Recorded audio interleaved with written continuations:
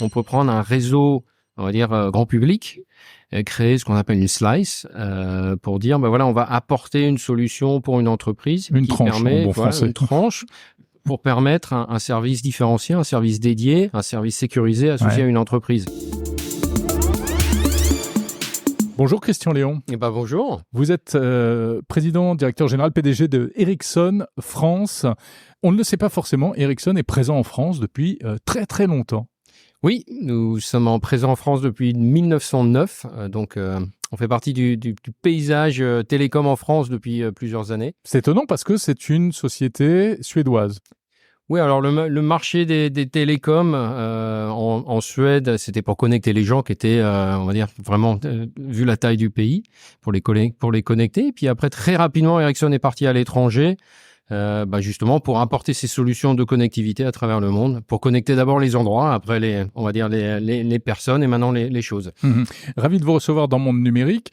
Car vous êtes l'un des acteurs importants des télécoms, donc un équipementier, c'est-à-dire qui fabrique non plus les téléphones, vous n'en avez plus, hein, ça c'est de l'histoire ancienne, mais vous avez été vraiment parmi les premiers appareils téléphones mobiles qu'on a tous utilisés. Et en revanche, vous êtes toujours extrêmement présent sur les réseaux, ce qui est moins visible par le grand public, mais qui est évidemment fondamental.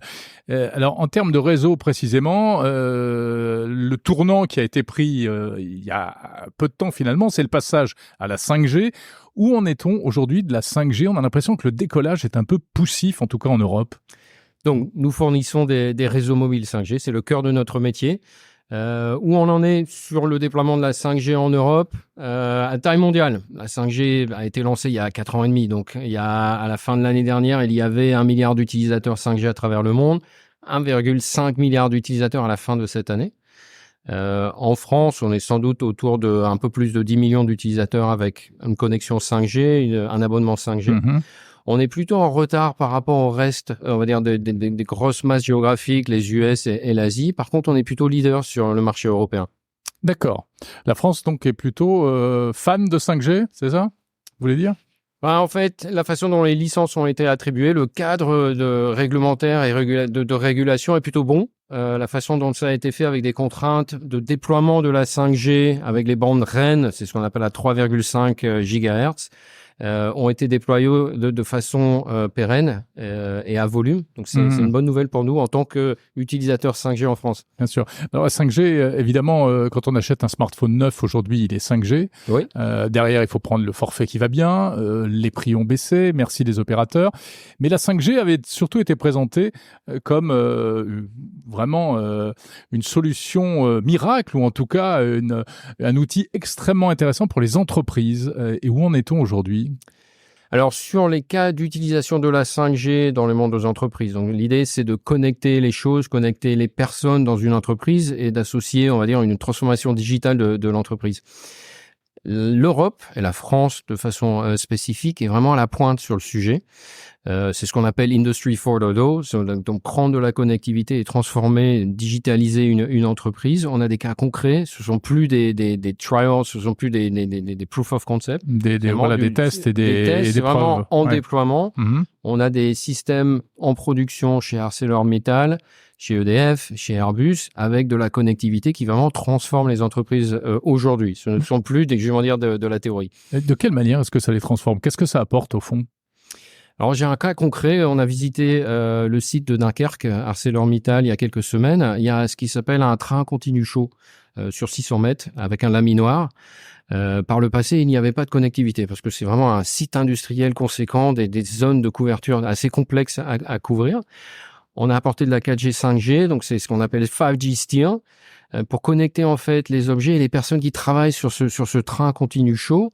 Et ça a littéralement changé la façon de penser, de travailler sur cet écosystème, avec apporter de l'efficacité sur la chaîne de production, mais aussi de la sécurité pour les employés sur le site. Et ça ne peut pas se faire avec du Wi-Fi, par exemple, tout simplement? Alors, le fondamental pour le cas, là, chez ArcelorMittal, c'est un réseau privé pour un problème de résilience, pour des soucis aussi de sécurité. Tout le trafic reste en local.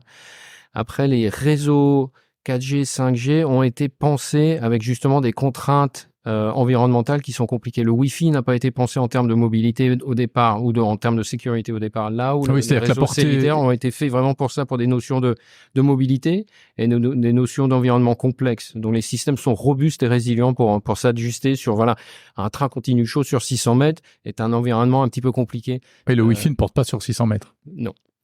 Forcément, tandis que la 5G, elle le permet. Il y a quelque chose qui se développe aussi et que le grand public ne connaît pas forcément, c'est ce qu'on appelle les réseaux privés de la 5G. Hein. De quoi s'agit-il ? Alors, pour créer un réseau privé, il y a plusieurs solutions technologiques. C'est un peu ça, c'est ce que vous avez développé chez Arcelor ? Oui, c'est un réseau privé. Toutes les solutions d'entreprise de la 5G sont pas nécessairement privées. On peut prendre un réseau, on va dire, grand public, créer ce qu'on appelle une slice pour dire on va apporter une solution pour une entreprise une tranche pour permettre un service différencié, un service dédié, un service sécurisé associé à une entreprise. Un cas d'usage qui est lancé aux US avec donc il y a une application, c'est Teams chez Microsoft pour une entreprise qui a certains employés en mobilité, de leur dire écoutez, on va vous donner une tranche dédiée avec de la qualité de service dédié quand vous êtes en connexion Teams dans un environnement professionnel. Et on vous garantit que votre expérience, quand vous êtes connecté, que vous voulez partager votre vidéo, partager des fichiers, vous aurez une expérience de qualité sur un réseau mobile. Est-ce que ça ne va pas un petit peu à l'encontre de ce qu'on appelle la neutralité du net, c'est-à-dire les mêmes réseaux pour tout le monde, en fait ? Alors c'est un sujet, le net neutrality aux US, la neutralité du net en France. Fondamentalement, la 5G est justement créée pour cette notion de tranche. La question, c'est on a ouvert une énorme autoroute dans la bande 3,5 GHz. Les opérateurs entre 70 et 90 MHz de bande passante, donc c'est vraiment conséquent. Elle n'est pas occupée, cette autoroute. Donc ce qui est intéressant, c'est de se dire, est-ce qu'on peut prendre une tranche sur cette autoroute, de la dédier et de garantir une certaine qualité de service. C'est payant. Oui, justement, c'est payant parce qu'on a justement un service qui est au-deçà de ce qu'on a aujourd'hui sur le reste du réseau. Pourtant, quand on écoute les opérateurs télécoms, les Orange, SFR, Bouygues, etc. en France ou dans d'autres pays, on a l'impression qu'ils peinent un peu à monétiser, comme ils disent, la 5G. C'est-à-dire qu'elle est là, elle leur a coûté très très cher, mais ils ne savent pas trop quoi faire payer à leurs clients. Alors, je pense qu'il faut séparer deux phénomènes. La monétisation de la 5G en tant que telle, il y a des cas concrets de monétisation de la 5G au niveau mondial. Si on prend par contre le marché européen, le marché français, il y a énormément de concurrence et le marché est fragmenté. Et donc pour les opérateurs, atteindre une taille critique, une masse critique et créer, on va dire, de la valeur pour la santé financière, on va dire, est d'une difficulté qui est spécifique au marché européen. Alors justement, puisqu'on reste encore un instant sur ces questions économiques et réglementaires, tout récemment Thierry Breton a dit qu'il fallait maintenant mettre sur les rails une loi pour les réseaux numériques et ça passerait notamment par un marché unique. C'est vrai qu'il y a plus de 150 opérateurs en Europe. Il est pour une rationalisation de tout ça. Uniformiser le marché, ça aurait quelles conséquences pour un équipementier comme vous ? Ce qui est intéressant, c'est la santé financière des opérateurs en Europe. On vient d'en parler. De façon générale, les opérateurs en Europe ont des difficultés en termes financiers. Ils ne sont pas à taille critique.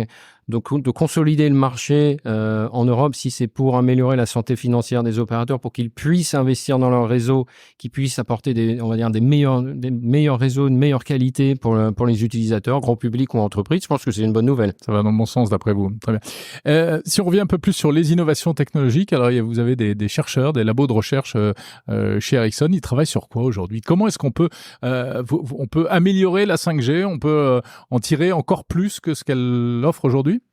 Alors aujourd'hui, vous étiez à l'Innovation Day, Ericsson Day en France. On a 180 ingénieurs en France qui font de la recherche et du développement. Il y en a beaucoup qui font essentiellement de la recherche. On a présenté certains cas d'usage. Il y a un exemple concret qu'on présentait, c'est ce qu'on appelle le Air-Ground-Air. Donc on utilise en fait, on prend des antennes d'un réseau cellulaire Et au lieu de les pointer vers le sol pour avoir de la couverture pour des utilisateurs comme vous et moi, on se dit on va monter les antennes, on va commencer à couvrir des drones, on va commencer à couvrir des hélicoptères et apporter des solutions de connectivité pour, on va dire, quelque chose qui est au-dessus de notre tête. Ça, c'est une innovation sur laquelle on a déployé des réseaux en Suède. C'est un réseau avec Terracom. D'accord. On teste la même chose dans nos labs en France, en R&D. Et c'est un cas d'innovation concret que vous pouvez voir ici. On sait que la 5G, sa force, c'est notamment le temps de réaction, le temps de réponse, ce qu'on appelle la latence, qui est extrêmement faible. Ça permet aussi des applications nouvelles qu'on ne pouvait pas se permettre avant. Mmh. Alors, l'exemple typique, c'est ce qu'on appelle le gamer. Vous avez vu en séance plénière aujourd'hui à l'Ericsson Day, on présentait l'exemple d'un jeu qui s'appelle le prisonnier un petit peu avancé avec un bouclier et une balle. Là, la latence est critique puisque c'est en augmentation, en réalité augmentée. En réalité augmentée, en augmented reality, pardon. Et la latence est critique. Autrement, en fait, l'utilisateur perd son équilibre. Déjà, ça devient dangereux. Ouais. Et ça donne en fait une impression l'expérience pour l'utilisateur. Une mauvaise expérience. Ok. Comment est-ce que vous voyez le futur de la 5G? C'est quoi les innovations à venir du côté, encore une fois, de ceux qui fabriquent les réseaux? Alors, il y a une des statistiques qui est sortie aujourd'hui qui, pour moi, est intéressante parce que ça me concerne. La statistique, c'est qu'il y a 21% des utilisateurs 5G qui seraient prêts à payer plus pour différencier leur service de façon ponctuelle ou de façon continue. J'en fais partie. Il y a plusieurs situations où je suis pas en vacances et j'ai un appel de mon PDG qui me demande de me mettre sur une session. J'aimerais bien avoir une qualité de service ponctuelle. Il y a beaucoup de gens qui préféreraient ne pas avoir de réseau dans ce cas-là. Oui, mais il y a des fois, soit on rentre au bureau, soit on prend l'appel de chez soi. Je préfère le prendre de chez moi dans ces cas-là. Il y a toujours, on va dire, des aléas. Ou alors, je suis dans une gare en France. J'aimerais bien avoir une qualité de service améliorée. Encore une fois, là, c'est pas un usage ponctuel, c'est un usage sur une certaine... Ne jamais courir et chercher du réseau, en fait. Et donc, ce type d'innovation, je pense que c'est devant nous, c'est en train de se construire, ça s'est fait dans d'autres géographies. Et donc, cette innovation qui va venir en France, je pense que c'est une très bonne nouvelle. C'est ça passe par ce qu'on appelle la 5G standalone. Oui, qu'on va lancer en France dans les 6 prochains mois et ça permet justement de créer des slices ou des tranches de bout en bout et justement de garantir une certaine qualité de service. C'est la 5G où le cœur des réseaux des opérateurs est également, lui-même est amélioré. C'est ça, la 5G. Et ça permet justement d'avoir une latence très courte et d'améliorer justement des cas d'usage comme du gaming. Très bien. Merci Christian Léon. Merci beaucoup. PDG d'Ericsson France.